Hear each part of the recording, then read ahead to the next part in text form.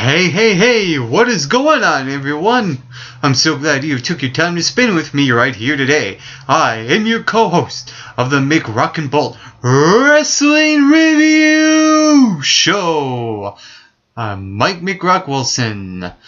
And last night and this evening was NXT, a WWE program called NXT, where superstars are under the microscope to compete for the higher ups in the rankings to go on Raw or SmackDown.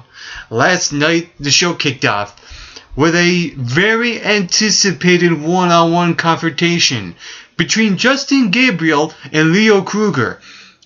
And like I said last week, what I like about this match is that these two superstars are from South Africa. And there's a lot of history between these two wrestlers. And as they were wrestling, I actually felt that long history between these two. Just the way these two superstars were wrestling in that match last night on NXT was just incredible. And what was surprising that came out of that match is that Justin Gabriel was really playing the grappling ground with Leo Kruger and not the high flying as we're used to seeing from Justin Gabriel. So I like that little twist. And it also makes sense because he knew he was going to face Leo Kruger. And when he came out, he was focused, he was ready to go. And he took the grappling ground to Leo Kruger. He was going to his level when it comes to wrestling. Instead of flying out move after move after move off the top rope and on the ropes. Although I do like that he managed to get one or two aerial moves during that match. I like that Leo Kruger won the match and how he won by submission when he applied the arm on Justin Gabriel and made him tap out. At first, Justin got to the ropes, but when he hit a move and went for the same submission hold for the second time, he had to submit. And not only I like that Leo Kruger won, I like the way he won. And it only goes to show that Leo Kruger now is being elevated to the next level on NXT. One day he will be called to the higher ups in the WWE, whether he goes to Raw or SmackDown. Let's see what happens. Also last night, William Regal was in the ring and he apologized for his actions when he came out from his announce booth and attacked Cassius Ohno. So he cut a promo in the ring and he apologized to Cassius Ohno. He wanted him to come out. He wanted the general manager to come out. And Cassius Ohno did come out. And he had talked about how both him and CM Punk, yes, he didn't mention CM Punk, how they idolized William Regal.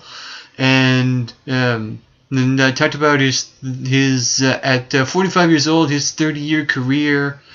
And the one thing he brought up that set off William Regal was when Regal got on his knees and kissed Vince McMahon's. He was about to say the word until Regal punched him, and I like that so they didn't have to censor what Cassius might have was going to say. And I like that there's some sort of tension between going on these two. I got a feeling that William Regal will be lacing up his boots sometime in the near future on NXT to compete with Cassius Ohno. And I like that this is happening because this can elevate Cassius Ohno up to the next level as well, like I mentioned earlier with Leo Kruger. Also last night,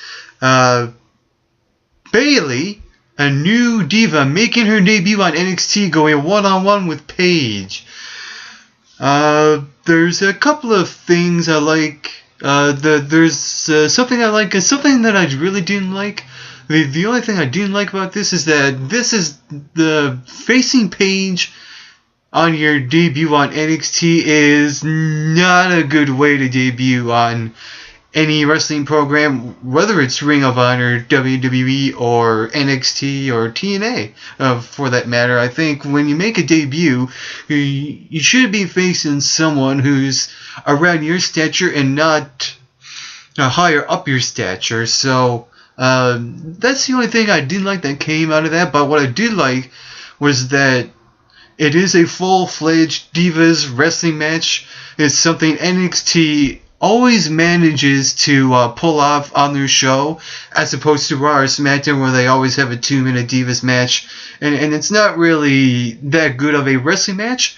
Whereas on NXT, they always put a good Divas wrestling match on television, and that's what I like about the Divas on NXT. And not only that, Summer Rae came out and almost blindsided Paige until she got caught and ran up the ramp. And I like that this little rivalry between Paige and Summer Rae is continuing. Eventually, it will come to a close. I think if Paige were to meet Summer Rae in a future one-on-one match, I think she should win and elevate her to the WWE. I think it's almost time for her, and I think Paige could be a diva that could really rejuvenate the Divas division on Raw. I mean, the stuff she does in the ring and her promos that she cuts on the microphone, and everything that Paige is doing is gold right now. She's like the female version of CM Punk, where everything she does it really turns into gold right now. And I don't know if WWE really realizes and grasps what Paige is doing on NXT. Even though, yeah, she's under the microscope, I think hopefully soon Paige will be elevated to the WWE. But yet again, I keep saying put the Divas title on NXT. I'm really not so sure right now, because I like that there's a show called NXT, and there's superstars under the microscope to be elevated up to the next level. And without the WWE, there would be no wrestling. And this is what I like about NXT. It's leaving it's creating the superstars of tomorrow. I'll just leave it to it that. And the main event last night was Luke Harper, a member of the Wyatt family, to go one-on-one with one half of the NXT Tag Team Champions, Adrian Neville. What I like about this match, throughout, you saw some weird antics from Luke Harper, with these really odd headbutts to Adrian Neville's body, and also some sort of really good aggressiveness in the ring, going for cover to cover to cover. And what I like about this match was that there's a rivalry forming in the tag team division between Adrian Neville and Oliver Gray and the Wyatt family.